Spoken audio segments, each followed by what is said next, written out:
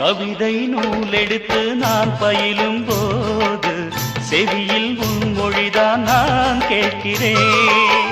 இரவில் காய் விரித்து நான் துயிலும் போது கனவில் உன் முகம்தான் நான் பார்க்கிறேன். ஓயாதது உன் ஞாபகம், ஒன்றானது நம் ஜாதகம். ஓயாதது உன் ஞாபகம்.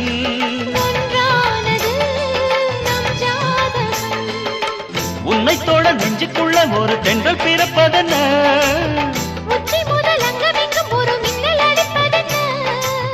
காற்றும் பூவும் காதல் பேசும் நேரம். வாருங்கள் வாருங்கள் வானத்து மேகங்களே, வந்து பாடுங்கள் பாடுங்கள் ஆனந்த ராகங்களே.